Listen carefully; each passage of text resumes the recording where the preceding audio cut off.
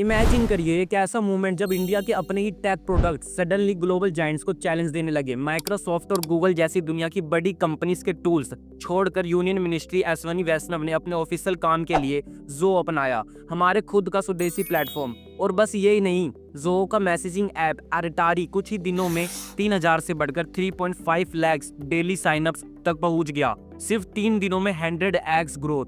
ये कहानी सिर्फ नंबर्स की नहीं, ये है इंडिया के खुद के टेक टैलेंट, डाटा प्राइवेसी और सेल्फ रिलायंस की। जो के फाउंडर श्रीधर वेम्बू कहते हैं कि अटारी जैसे होपलेसली फॉलिश प्रोजेक्ट्स केवल इसी वजह से संभव हुए क्योंकि उन्होंने शॉर्ट टर्म प्रॉफिट्स की चिंता छोड़ दी और लॉन्ग टर्म विजन अपनाया। आज भारत के इंजीनियर्स और एंटरप्रेन्योर्स ने दिखा दिया कि इनोवेशन सिर्फ यूएस या जापान तक सीमित नहीं है, यहाँ भी बड़े सपने पूरे हो सकते हैं। और यही वो मोमेंट है जब भारत की टेक जर्नी ने खुद को ग्लोबल स्टेज पर साबित किया, प्राइवेसी, स्वदेशी प्रोडक्ट्स और नेक्स्ट लेवल R&D के साथ।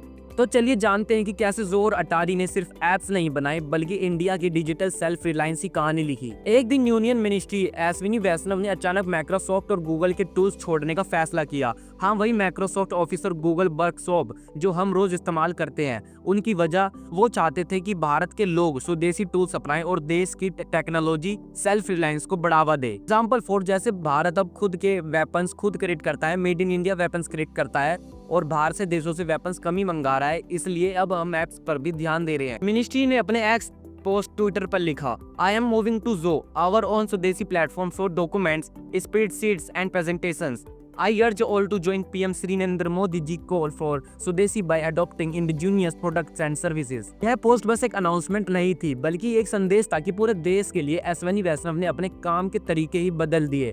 अब वह जो का इस्तेमाल कर रहे हैं जो एक इंडियन प्रोडक्टिविटी प्लेटफॉर्म है। तो जो आखिर है क्या? जो कॉर्पोरेशन की शुरुआत 1996 में हुई थी।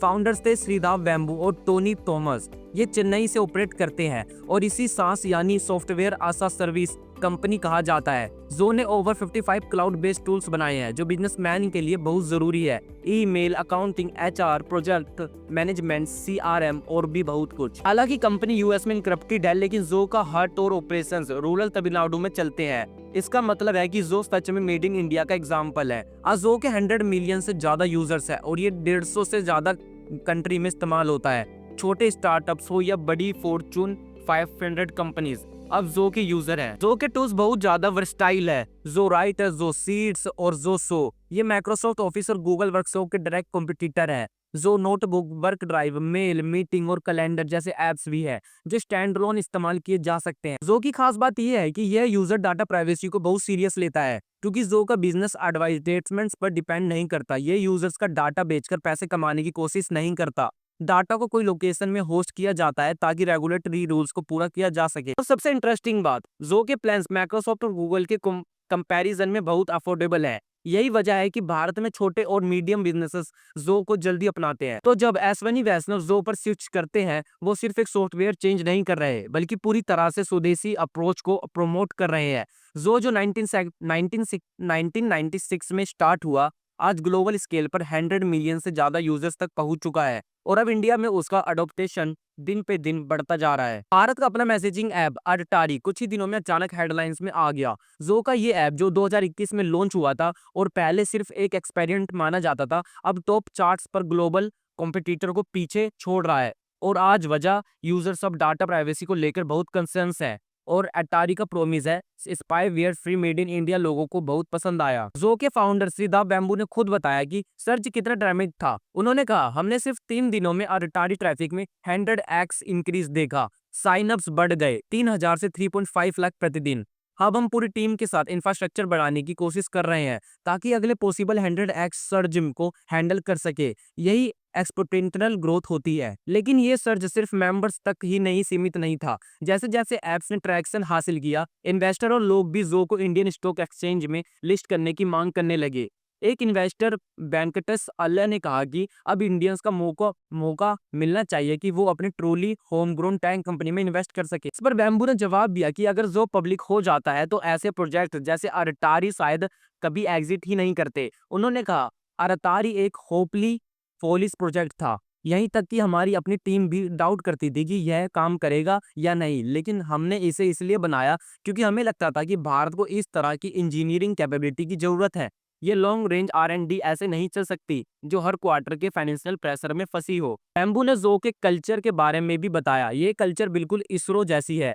हाँ, इंडियन स्पेस रिसर्च ऑर्गेनाइजेशन की बात कर रहा हूँ। फाउंडर्स और सीनियर एग्जीक्यूटिव्स एकदम फ्रूगल करते हैं, शॉर्ट टर्म प्रॉफिट को इग्नोर करते हैं, बस इतना ध्यान रखते हैं कि नुकसान ना हो। उन्होंने मजाक में कहा कि इसे वॉल स्ट्रीट या दलाल स्ट्रीट को समझना मुश्किल है, जो कि विजन से सॉफ्टवेयर कंपनी बनने तक सीमित नहीं है। बैम्बू ने इसे एक इंडस्ट्रियल रिसर्च लैब की तरह डिस्क्राइब किया, जो खुद को फ्रॉड फंड करता है। जो में लॉन्ग रेंज R&D प्रोजेक्ट चलते रहते हैं, compilers, databases, OS, security, hardware, chip design, robotics, AI और भी बहुत कुछ। साथ ही जो ने कई ऐसे R&D इंडस्ट्रीज कंपनीज में इन्वेस्ट किया जिन्हें अभी तुरंत प्रॉफिट नहीं मिलेगा। और आरआईआई खुद भी ये खास है, इसमें सभी बेसिक फीचर्स है, charts, calls, voice notes, media sharing and Android TV support तक। लेकिन इसकी सबसे बड़ी बात ताकत ये है, प्राइवेसी, कोई यूजर डाटा मोनेटाइजेशन नहीं है और कंट्रोल हमेशा यूजर्स के पास रहेगा। End to end encryption calls के लिए लाइव है और चैट इंक्रिप्शन और अभी भी डेवलपमेंट में है। हालांकि सर्च के चलते यूजर्स को कुछ इशू भी फेस करने पड़े,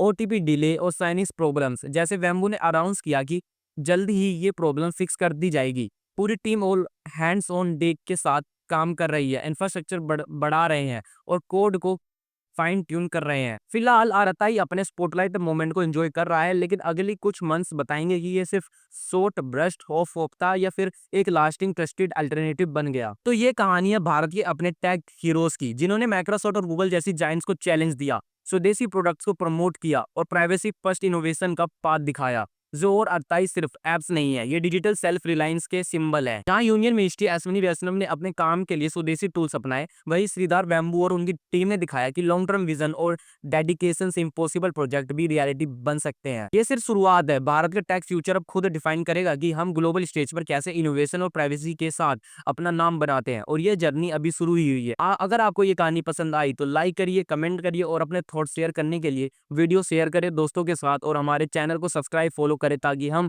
ऐसे इंस्पायरिंग स्टोरीज मिस ना कर सके।